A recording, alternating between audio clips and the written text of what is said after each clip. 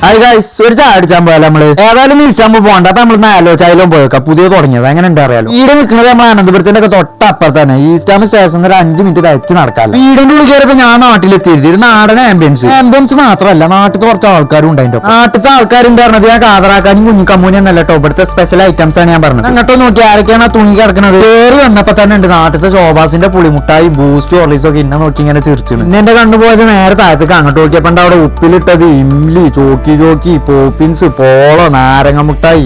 അലിയ ഉസ്താദ് നിങ്ങളോട് പറയുകയാണെങ്കിൽ എന്റെ കുട്ടിക്കാലം ഓർത്തു പോയി. നാട്ടിൽ നിന്ന് ഇങ്ങോട്ട് പോകുന്നതിനനുസരിച്ച് ഈ ഉപ്പിലിട്ടൊക്കെ ഞാൻ പിന്നെ എപ്പോഴാണ് കാണുന്നത്. ഇവിടെ മാങ്ങ ഉണ്ട്, നെല്ലിക്ക ഉണ്ട്, പൈനാപ്പിൾ ഉണ്ട്, കക്കരിക്ക ഉണ്ട്. പിന്നെ നമ്മുടെ ചെറുപ്പകാലം ഓർമ്മപ്പെടുത്തുന്ന കുറെ മുട്ടായികൾ, ബീഡി മുട്ടായൊക്കെ ഉണ്ട്. ചായ, കോഫി, ബൂസ്റ്റ്, ഹോർലിക്സ്, ജ്യൂസ്, എണ്ണക്കടികളൊക്കെ ഉണ്ട് ഇവിടെ. പിന്നെ അവിടുത്തെ മെയിൻ കോംബോ ചായ വിത്ത് പാർലേജി ചായയിൽ മുക്കി ഇങ്ങനെ തിന്നാം. കഥയൊന്നും രണ്ടുപേർക്ക് മുക്കാതെയും തിന്നട്ടോ. എണ്ണക്കടി ആയിട്ട് ഇവിടെ ചിക്കൻ റോള്, കട്ട്ലേറ്റ്, ഉന്നക്കായ, കല്ലുമ്മക്കായ, ഇറച്ചിപ്പത്തിരി, മുട്ട പപ്സ് ഒക്കെ ഉണ്ട് കേട്ടോ. നമ്മുടെ നാട്ടിലെ മെയിൻ ആയിട്ട് ഔൾ മിൽക്ക് ആവും. നോക്കിയാ അമിന ഔൾ മിൽക്കിന്റെ ചൊർക്ക് ഒക്കെ കിട്ടണമെങ്കിൽ ഈസ്റ്റാമ അലോചായിക്കൊണ്ട് പോയി. അങ്ങനെ പോവല്ലേ? എന്നാ വേഗം വണ്ടി വരെ കൂടി ഈസ്റ്റാമക്ക്. അപ്പൊ ശരി, എന്നാ പിന്നെ കാണാം.